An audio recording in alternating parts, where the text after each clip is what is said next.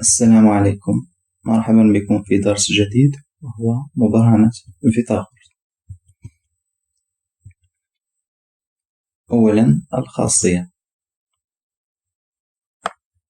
إذا كان ABC مثلث قائم الزاوية في A، كما نلاحظ المثلث ABC قائم الزاوية في A، فإن العلاقة BC أو كاري تساوي AB أو كاري زائد AC أو كاري. هذه هي العلاقة، هي علاقة مبرهنة فيثاغورس.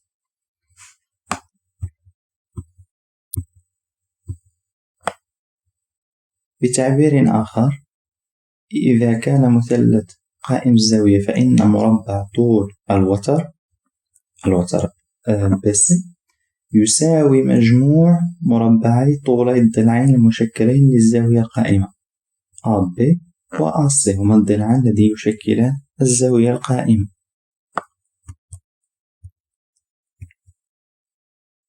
تطبيق أول: احسب طول BC بالاعتماد على الشكل.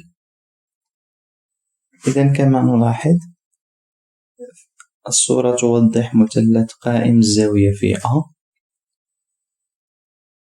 نعلم طول الضلعين AB و AC، في حين سنبحث عن طول الضلع ABC.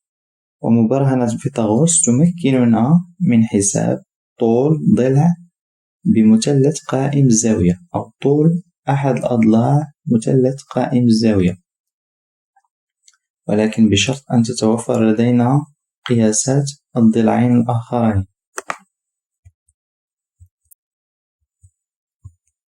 الحل: بما أن المثلث ABC قائم الزاوية في A، فإنه حسب مبرهنة فيثاغورس BC أو كاري تساوي AB أو كاري زائد AC أو كاري. هذه هي العلاقة.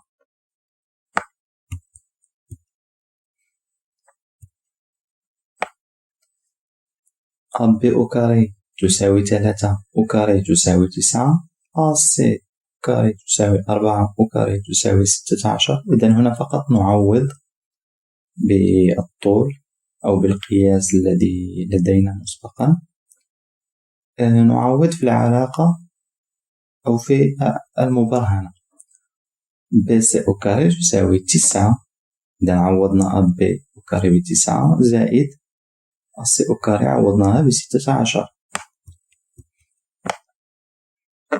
إذن BC أو كاري تساوي 25 و BC تساوي 5. ملاحظة: تمكننا العلاقة BC أو كاري تساوي AB أو كاري زائد AC أو كاري من حساب BC الوتر عندما يكون لدينا طول AB و AC. يعني هذه العلاقة تمكننا من حساب طول الوتر. تمكننا أيضا من حساب AB بهذه العلاقة: AB أو كاري تساوي BC أو كاري ناقص AC أو كاري، ولكن بشرط أن نتوفر على طول الضلع BC وطول الضلع AC.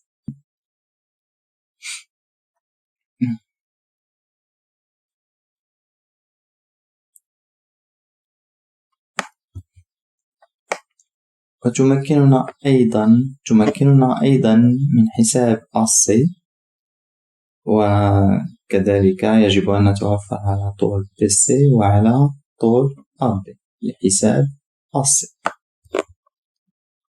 التطبيق الثاني: احسب طول EG بالاعتماد على الشكل أسفله. إذن لدينا مثلث قائم الزاوية كما نلاحظ في EF 8 سنتيمتر، FG 10 سنتيمتر. إذن سنبحث على طول EG.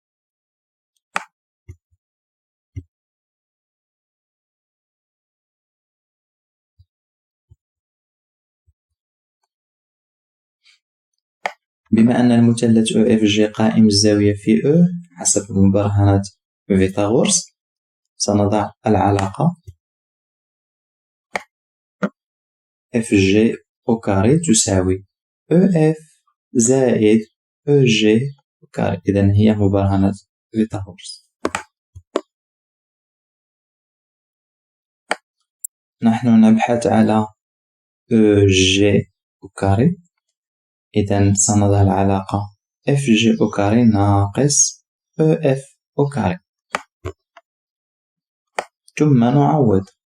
EG أوكاري تساوي 10 أوكاري ناقص 8 أوكاري تساوي 100 ناقص 60 تساوي 36. EG أوكاري تساوي 36. إذن EG تساوي 6 سنتيمتر، هو طول الضلع EG. تطبيق ثالث، بين أن المثلث ABC قائم الزاوية في A. إذن هذه المرة نتوفر على أطوال الأضلاع الثلاثة، AB 3 سنتيمتر، AC 4 سنتيمتر، BC 5 سنتيمتر، لكن يجب أن نثبت أن هذا المثلث قائم الزاوية، أو نتأكد من أن المثلث قائم الزاوية. الحل: نطبق مبرهنة فيثاغورس العكسية. تسمى مبرهنة فيثاغورس العكسية لأننا سنثبت أن المثلث قائم الزاوية.